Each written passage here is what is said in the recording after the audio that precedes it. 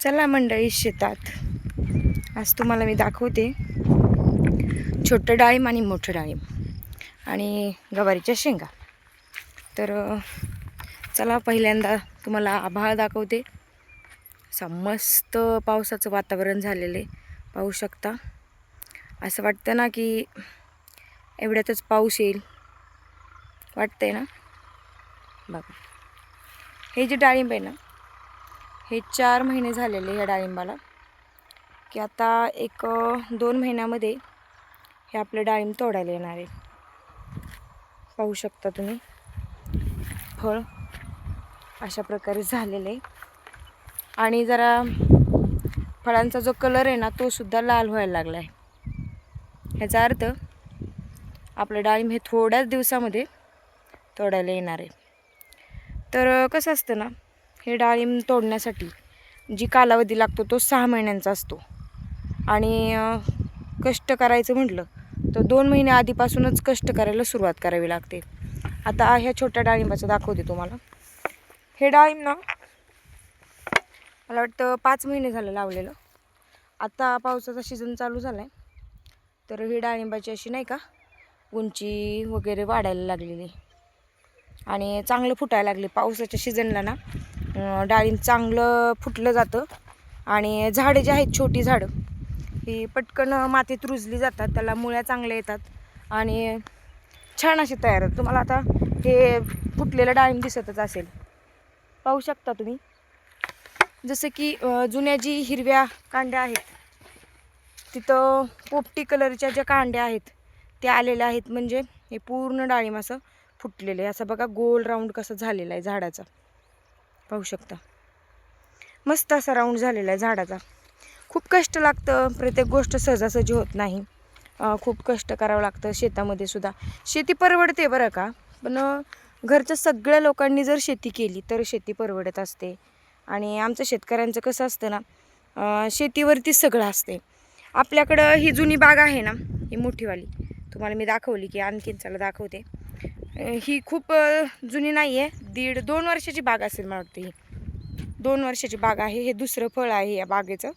आणि तोपर्यंत म्हणजे काय होतं, झाडं जायला सुरुवात होते. काय काय वेळेस काय होतं, झाडं मनाने जळली जातात बघा. तर आम्ही काय करत असतो, जास्त जुनी बाग व्हायला लागली, झाडं जळायला लागली की आपण नवीन लागवड सुरुवात करतो. तर बघा ह्या झाडांचं जरा थोडंसं वय कमी कमी, म्हणजे लगेच होत नाही, एक 8-10 वर्ष बाग टिकते. पण कालांतराने हळूहळू नाही का झाडं मरायचा रोग, मररोग म्हणतात त्याला, तो येतो आणि आपली झाडं जातात. तर आम्ही काय करत असतो, जर ते 2 वर्षातून नवीन बाग आम्ही लावत असतो. आणि खूप झाडं ज्यावेळेस जातील त्यावेळेस आपण काय करतो, ती बाग काढून टाकतो आणि नवीन बाग तोपर्यंत मोठी झालेली असते. बघा ही जर मोठी झाडं जर जाईपर्यंत आपण वाट बघत बसलो तर छोटी झाडं आहेत ना, नाही लावली ना, तर मग परत खूप दिवसांनी असं होईल ना की खूप दिवसांनी आपल्याला फळ वगैरे धरायचं म्हणलं तर मग नफा वगैरे होईल. तर आम्ही काय करतो, ही झाडं जायच्या आधीच नवीन अशी लागवड तयार करतो. आता ही बाग म्हणाल तुम्ही तर 1000 झाडांची बाग आहे. साधारण आता मला वाटतं एक 1.5 एकरमध्ये असेल मला वाटतं ही झाडं. जास्त काय मला सांगता नाही येणार, पण 1.5 एकरमध्ये असेल. तर बघा ह्याच्यामध्येच आम्ही काय केले, गवारीच्या शेंगा लावलेल्या आहेत झाडं. तर गवारीचं हे झाड आहे, ह्याला भरपूर साऱ्या शेंगा आलेल्या आहेत.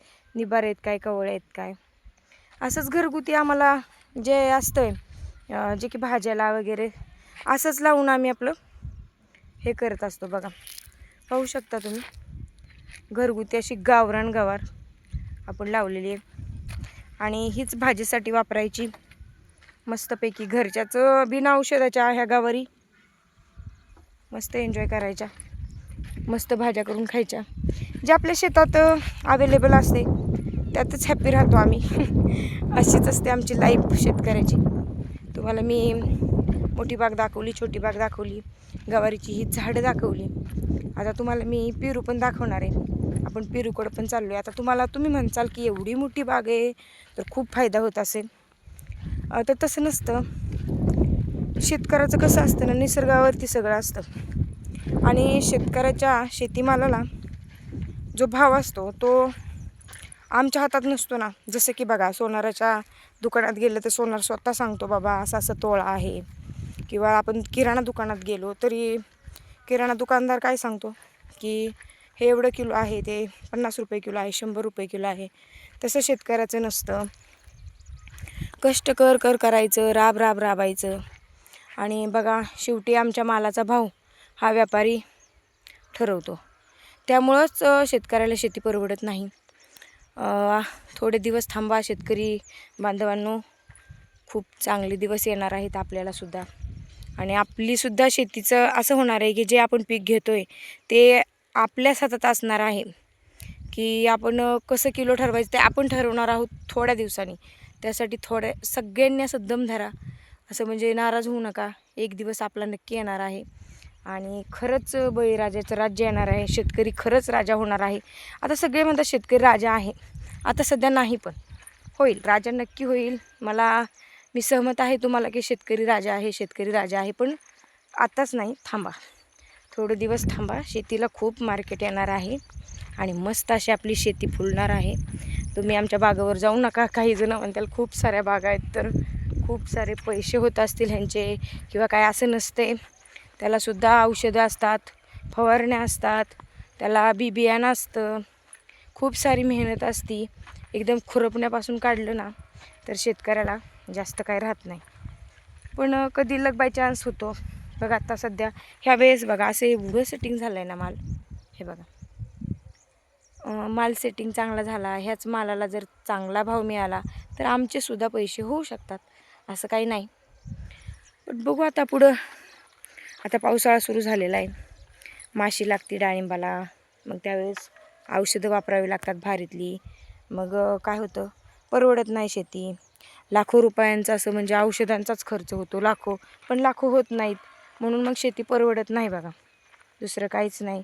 आणि ज्यावेळेस आमचा माल येतो ना त्यावेळेस व्यापारी ज्यावेळेस आमच्या बागेत येतात ना त्यावेळेस खूप कमी, म्हणजे ह्याच्यामध्ये आता तुमच्यापर्यंत पोहोचायला त्याला काही ठिकाणी तर 200-250 रुपये किलो डाळिंब आहे.